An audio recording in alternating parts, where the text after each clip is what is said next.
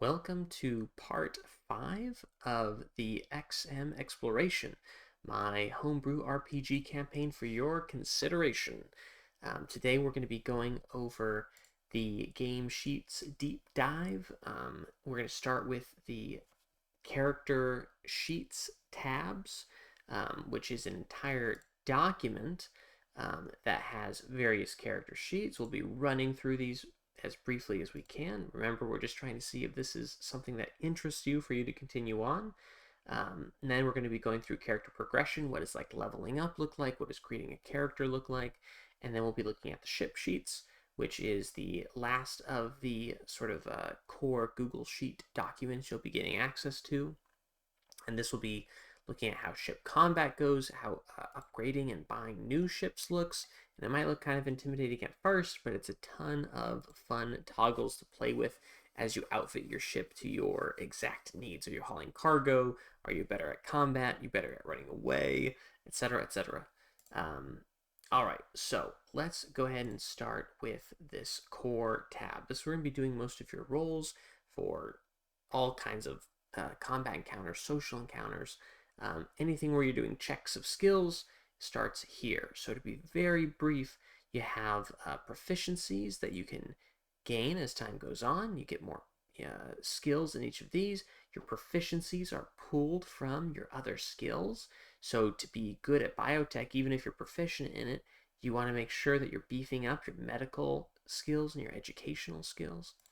And all of these skills, not in blue, are sub skills of their respective main skill. So athletics is a sub skill of toughness. And as you get better at anything, you're upgrading your dice pool. So you'll go from 1d6 to 1d8, and then you go to 2d4, and then 2d6, etc., etc. And I think it caps out at either 3d6, and you might be able to get 3d8 with some cybernetic enhancements. But the first digit, and there's some terms in here that once we get into rules explanation we'll get into, but the first digit here, the number of dice you're rolling, so in this case just 1d6, and that might turn into 2d4 later, the number of dice you're rolling is this static modifier, that +1 right there. So you have 1d4 athletics, but you get that +1 because you have a 1d6 toughness, and you'd also get a +1 if it was 1d8 toughness, and that goes up subtly as you increase the number of dice you're rolling for those main skills. So that does mean you need to be putting either feat points or upgrades or your level ups into your specific sub skills directly so that they can actually upgrade their dice. So currently we're just looking at kind of a capable civilian here. This is even before you do your upgrades from just your level 1 character creation. But you'll be upgrading all sorts of dice here. You'll be adding this precision modifier to various roles. So here, just for example, you have engineering and hacking with precision, and you'll be adding those in, which is like your sub-skill specialties, which is outside of proficiencies. And then, of course, you could do custom rolls down here. This is just an easy way, and you can also do this in Foundry, which we'll be using. You could be doing all sorts of custom rolls in here, and this just allows you to roll the dice, but occasionally I'll ask you to whisper rolls, which, again, you can do in Foundry, but this is kind of a fun way to do it. Because I built it all in here, makes things easy for me, because on my secret GM tab, I'm keeping an eye on everything important that's going on your guys' character sheets. Moving over real quick, we have a very limited list of damage types and therefore mitigations. So when you receive damage, you'll be applying different amounts of mitigation depending on your stats. So for blaster and penetration and explosive damage, you're going to be applying your cover bonus, which is the armor from whatever cover you're behind, and this changes throughout combat, plus your personal armor, plus a couple other things we'll get into in other videos, but mainly your toughness, your reflexes, and things will help with these mitigations. And then, of course, by the time you get to mental damage or fire damage, you're going to have very few things between you and receiving the full brunt of that damage. We have our fatigue tracker, and this might go up throughout combat. Fatigue affects you in a number of ways. You might be making checks to to get out of a shaken condition. Some unique conditions here. Um, each condition can be followed to the glossary, so you can get a quick reference of what's going on there. The glossary is one of these bottom tabs that's going on. And my face here, I might be able to move it just for a second. My face here is, you'll see that most of these tabs are duplicates. So core 1, assets 1, core 2, and then color coded. This would be the player 1, player 2, player 3. So you wouldn't even need to worry about, obviously, the tabs for the other players in your campaign. Just as a quick note there. All right. So we're in the glossary tab right now. We'll come back here briefly later. Core tab, though, we'll keep going. We got, of course, just basic stuff. Your current hit points, max hit points. You heal much slower in this than D&D, so you might be taking longer periods of downtime so you can get enough long rests in so you can get this health marched up if you have a difficult encounter. Very limited carrying capacity. This makes things much more interesting going into a mission because now you really need to care about that toolkit that's not going to hold you back. Now you can go over this, but you're going to be taking a couple modifiers to some checks, and it does put the pressure on you to really consider your loadout when you're going into a mission. You can, of course, upgrade your carrying capacity with feats and things. Your toughness directly calculates into your carrying capacity. So that could be something that you spec into specifically. Then you have all these pools right here. Now, pools are things that you're going to be increasing your maximum pool count of. Those apply to a couple things, but mainly they're resources that you can dip into to make your abilities all that more fantastic in those given categories. So if you have a large toughness pool, you can do a few more impressive things within the toughness category, and that applies for each of these pools. You have your maximum toxicity tolerance, which is going to be your ability to take on toxicity, and that's essentially like radiation damage and things like that. There's very uninhabitable, unfriendly places in the XM, and as you take that on, your body's durability might be compromised, especially if this goes above your toxicity threshold. And that's a lot harder to get down. Takes some pharmaceuticals in most cases, unless you got some cyberware to help you out. So this is a good one to keep track of. And then you got karma, which is a really interesting like super inspiration type thing, and we'll talk about inspiration in a second here. But karma essentially is your ability to change the narrative, to sort of to alter my narration. So if something goes horribly wrong, karma is your sort of token to just alter that slightly in the favor of good fortune, and use it sparingly. Some abilities use karma, very powerful abilities, and so really it's just kind of the ultimate resource. Then you have inspiration. Inspiration is something that can be upgraded in unique circumstances. Um, and it's just like anything else. If you get inspiration, this little checkbox, you have inspiration, then you can roll it. And that's something that can be added to any type of roll. So inspiration, very powerful. I mean, if you see how large some of these rolls are, even going to a 2d6, which is a solid stat, being able to roll a 1d4 on top of that 2d6 can be pretty darn influential. So inspiration is not as easy to come by as it might be in D&D. Down here, you have various things for your inventory. So you have your combat equipment, and this is where all of like your weapons would go. And not to get into the rules of weapons, it's all pretty straightforward, but your weapons could be extended, which could affect your kind of damage potential. And then, of course, you're rolling for those. You see how many actions or bonus actions it requires to reload that weapon. And then, of course, you're keeping track of your quantities and all that kind of stuff. And then other equipment is pretty much your loadout. And this is your limitation. This is one of the tougher calls. But as of now, this is something I find creates that many more difficult choices of divvying up stuff. It's like, how many pockets can you actually manage efficiently in a combat scenario?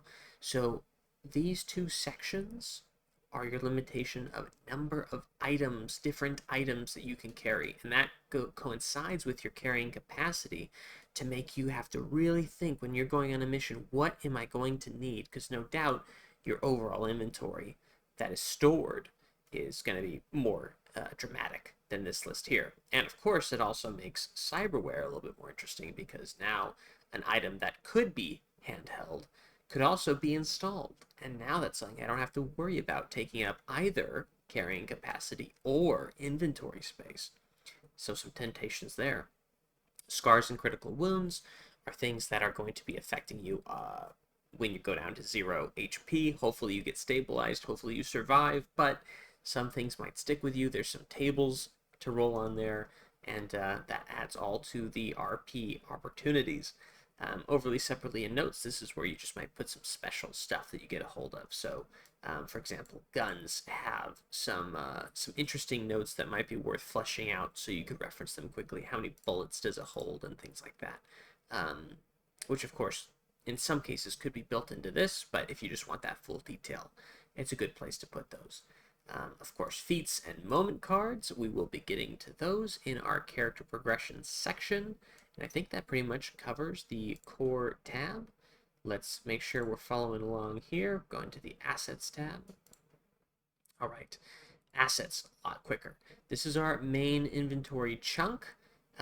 This is pretty much keeping track of what is equipped. Those are redlined out.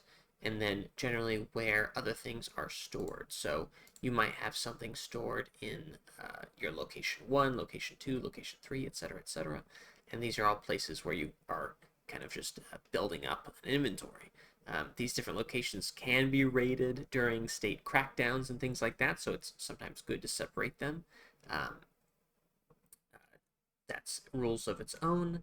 You might have banked funds, you might have certain loans, and maybe the collateral that you gave this individual who loaned you this money. Loaning for 24 credits is, you're in a pretty desperate situation. Money is definitely tight. And then you might have a good place to store your active projects. So if you're programming something, if you're installing cybernetics, all this kind of stuff, it's a good place to keep track of your thresholds, which is a game mechanic, which essentially is cumulative checks. So if your threshold for a activity, let's say repairing the ship, your threshold's 50. That means for each check you make, it's going towards that threshold of 50. So your first check might be 12, and then you have 38 more total check summations that you need to get to reach that threshold. And threshold is going to be something that comes in play in a variety of areas. Game rule type stuff, you have your branded ID tag. This is imprinted into your skin, but luckily there's privacy laws that they can't keep checking that at every checkpoint, at every opportunity, unless they have a great deal of cause to do so. So your tag status against your branded ID tag, if it's an outworlder, it means you're probably out of place if you're in any of the major cities. You should be in a mining colony, and you should not be here, which means you have a lot more work you got to do in the underground to up your cred, etc., etc. Lots of things to worry about with the state if you're an outworlder. You got your birth date, which might actually matter at some point. Your name, your age, birthplace, all this good stuff. Good place to put your personality rundown. What are your struggles? What are your vices? Good opportunities for RP. Good discussion for us to have, game master and players. But if you have some vices and things like that, that might be a good opportunity to earn some inspiration, kind of putting upon yourself some of the narrative burden of struggle for your character. And then you have your relationships. This would indicate whether they are a -1, like we talked about in a previous video, a bad relationship, they don't like you, maybe where they're at, and any particular notes you want to keep on that relationship. So in this particular case, we got Gerben Fuad, who is the loaner of money. He's a neutral relationship. located in Crichton. He's a seedy factory owner who spends his free time as a loan shark. Um, and this list will build up, and hopefully you have more on the positive than the negative. Um, Down here below, you might be keeping track of a variety of other items. And this is like the detail. So there's different types of items. So drugs and pharmaceuticals have all sorts of things to worry about as far as becoming addicted to them, but they are oh so helpful in many cases. Gun upgrades, things that you're looking to equip onto your guns with a little bit of crafting time. You got the black market, which is sort of the most catch-all of items where all the fun stuff, the variety of fun stuff lies. And then you have your netrunner programs, which maybe you're working on programming yourself, or maybe you're gonna just go ahead and look to have someone paid to do so. And then once you have it even complete, good place to reference all of the things that it does in the net running world. All right, so to stay on track, that completes Assets tab. Let's go to Downtime. So Downtime we looked at briefly before, but essentially in between each mission, you're going to select a number of days of downtime that you want to take on. Those days will correspond to the number of long rests you get, which corresponds to how much healing you'll have. You also get plot activities. Here's some examples of plot activities. These are things that you are encouraged to do as a group of players. And then you have member activities, which you're encouraged to do solo. Now, of course, you could support each other and help each other do certain things. For example, if you are going to be the recipient of a cybernetic install, there's a chance that you might want your fellow player to be the one installing it. In that case, you'll both be spending a member activity to get that done. The more days you spend in downtime, the more heat you will and also may generate. Or in this case, if you're there for such a short period of time, you might have an impact to your lifestyle because you are just burning the candle at both ends. As heat generates, whether it be through this track or other actions you take during missions and such, your heat will increase, which might increase your crackdown level. Every crackdown that occurs once you max out this bar is going to threaten your inventory locations. They may raid you. As the crackdown level increases, it increases their sort of ability to make your life difficult, whether they're questioning people close to you, trying to close off your bank accounts, etc., etc. As crackdown level increases, things get a little bit more annoying. This tab's great because it walks you through every step of downtime. So when you return from a mission, you're refilling all of those pools on that character sheet to max. We'll talk about moment cards in a bit. You'll be drawing one of those moment cards, etc., etc., and you'll follow this through. But essentially, you're going to get to this point where you pick a lifestyle, talked about in another video, and the more highfalutin you are, and also in conjunction with a style check you get to make, so style is pretty helpful stat, especially for downtime. It's going to increase your modifier for your D100, and that will create opportunities or create threats and struggles that you have during your time in the cities. And then, of course, here's a whole bunch of rules depending on what you're deciding to spend your member activities on. So crafting, and this is walking you through whether it's a blueprint or how you would go about actually putting in the equipment and time and resources to craft items, which is definitely a money saving thing, but time is very valuable because your member activities are finite. And I think that concludes the downtime tab. Now let's go ahead and move on to shopping. These will be getting a little bit briefer. Shopping, it's all blank. So how easy is that? Well, in my special GM tab, I have an export button that essentially will have this tab be treated as the catch-all, and it will auto-populate with all of the different items. So if you're shopping Netrunner programs, or you're shopping on the black market for tactical equipment, or you're shopping for weapons or pharmaceuticals, all these different categories and the different people and places you'd be getting those from, I will be pulling those from my magical GM sheets, and they'll be coming into here where you'll be seeing everything and you'll get to take a look at the menu. We have the betting tab, which is taking a look at the Razor Ball schedule. We already have some games that have taken place. This is all I've mentioned before. There's all sorts of fun little algorithms I got to create as far as how all these teams interact with each other, and the different point spreads and all that good stuff. And this is a season of Razor Ball.